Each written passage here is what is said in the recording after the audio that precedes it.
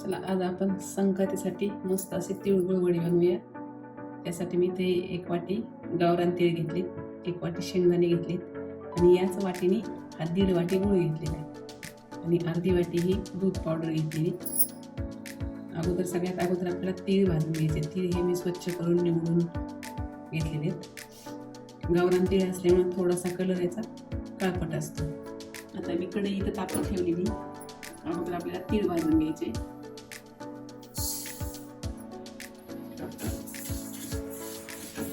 अगोदर गॅस मी मोठं ठेवलेला आहे. थोडंसं चटचट एखादं वाजायला लागलं की गॅस एकदम मंद करायचा आणि मंद गॅसवरती तुम्ही आपल्याला भाजून घ्यायचं.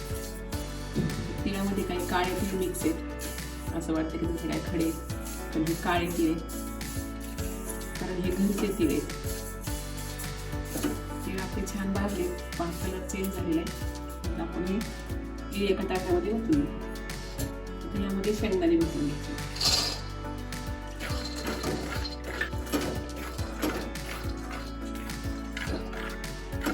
शेंगदाण्याला पण थोडे थोडे असे छोटे छोटे डाग पडायला लागले.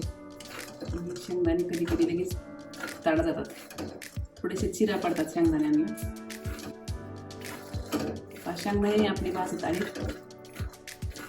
शेंगदाणे भाजत आले की असे थोडेसे डाग पडले की गॅस बंद करायचा. 2-3 मिनिटं जरा हलवायचे आणि कढईमध्येच असे पसरून ठेवायचे. म्हणजे काय होतं, गरम कढईमुळे शेंगदाणे जरा कडक होते आणि साली पटकन निघते.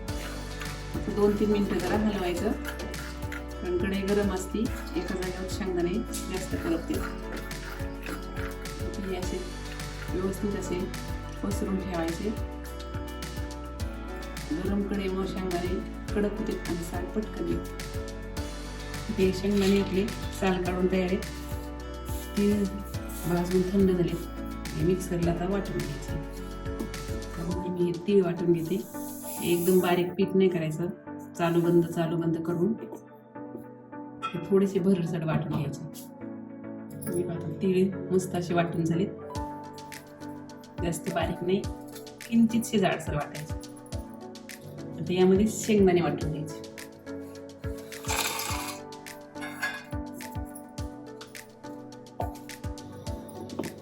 हे शेंगदाणे पण आपले वाटून झाले, आता व्यवस्थित झाले. आता हे यामध्ये मिक्स करून घ्यायचं. आता हे मिक्स करायचं. त्यामध्येच आपली मिल्क पावडर टाकून घ्यायची. हे व्यवस्थित मिक्स करायचं. आता आपल्याला गुळाचा पाक तयार करून घ्यायचा. इथे मी शेंगदाणे आणि तीळ भाजलेलीच कढई घेतली. त्यामध्ये साजूक तूप टाकायचं 2 चमचे.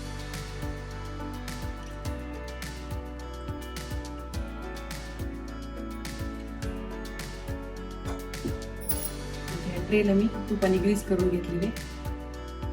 यामध्ये मी गूळ टाकून घेतलाय तुपात. आपल्याला फक्त गूळ विरळून घ्यायचा. गूळ आपला पूर्ण हा वितळलेला आहे, छान फेस आलेला आहे.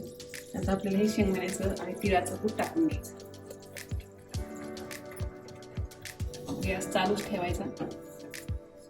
हे मिश्रण आपलं गोळा झालेले हे आपली तूप लागलेल्या ट्रेमध्ये ओतून घ्यायचं.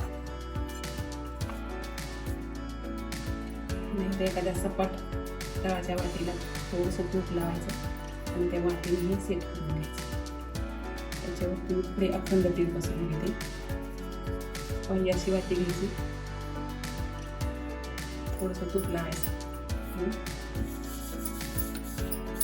त्याने हे तीळ दाबून घ्यायचे. आता याला थोडा वेळ थंड होऊ द्यायचे या मिश्रणाला. मग आपण वड्या पाडून हे वड्यांचे मिश्रण थंड झाले. आपल्याला मस्त पैकी वड्या कापून घ्यायच्या.